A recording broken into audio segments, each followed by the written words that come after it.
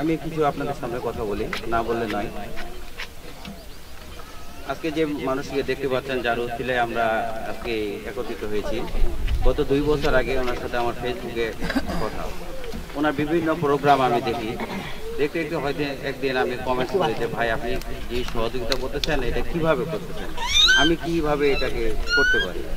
তো উনি আমাকে কিছু ফর্মালিটিস বললো যে এইভাবে এইভাবে করলে আমি সেইটা তাৎক্ষণিকভাবে ওনার সাথে কথা বলে আমি সেটা ফর্ম পূরণ করি। হঠাৎ এর মাঝে আমি খুব অসুস্থ হয়ে যাই, আপনারা জানেন।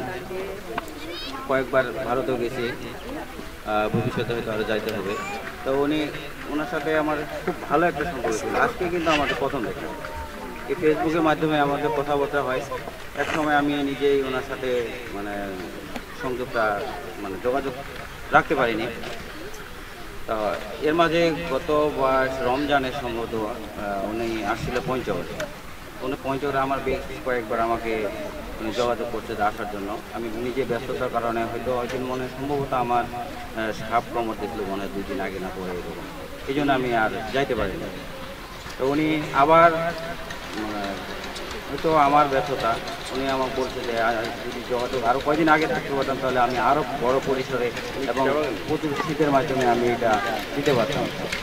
যাই হোক, এটা আমার নিজের ব্যর্থতার জন্য ওনার সাথে যোগাযোগ করতে পারিনি। তো আমি আপনাদের সামনে এইটুকু কথা বলতে চাই যে আমাদের অনেকেই আছে আমাদের গ্রামে, আমাদের এলাকার, আমাদের বড় ভাই সবাই যারা বিত্তবান আছে, যারা 1 টাকা 5 টাকা 10 টাকা 1000 টাকা, এটা কোনো ব্যাপার না।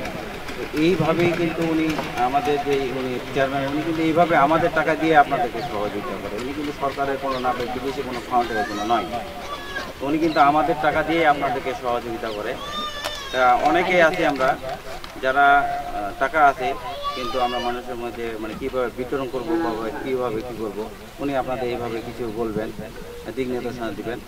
ওনার কাছে আমার একটা অনুরোধ, আপনার অনেক আমি দেখছি যে প্রশিক্ষণমূলক, অনেক সেবামূলক আপনি সমাজসেবা করে থাকেন। তা আমি আমার আসলে আপনি নিজেও দেখছেন, আসলে আমার কথাগুলো হয়তো উনি আগে বিশ্বাস করেনি। যখন আমি নিজ চোখে দেখলো যে আমরা এত প্রত্যন্ত অঞ্চলে আছি, যেটা মানুষের উনি নিজেও ভাগ্য কল্পনা করতে পারেন।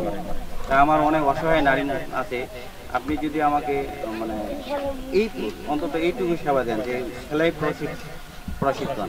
আমার আউটডোরে এখান থেকে 11 কিলো। আমি জানি আমাদের সরকারের যে মহিলা বিষয়ক এবং যুব উন্নয়ন থেকে উনি এইরকম প্রশিক্ষণ দিয়ে থাকে, কিন্তু আমাদের এত দূর যাওয়া আমাদের অসহায় নারীদের যাওয়া সম্ভব নেই। এরকম একটা যদি একবার যদি আপনি আমাদেরকে এরকম সুযোগ দিয়ে থাকেন, তাহলে হয়তো আমরা আপনার সংগঠনকে আরো সক্রিয় করতে পারবো এবং আমার এলাকার মানুষকে আমি স্বয়ংসম্পূর্ণ করতে পারবো। এই আশা ব্যক্ত রেখে আমি আমার কথা শেষ করছি। অসহায় নারী, পুরুষ ও শিশু কল্যাণ ফাউন্ডেশন সমাজ ও দেশের কল্যাণে নিয়োজিত সংগঠন।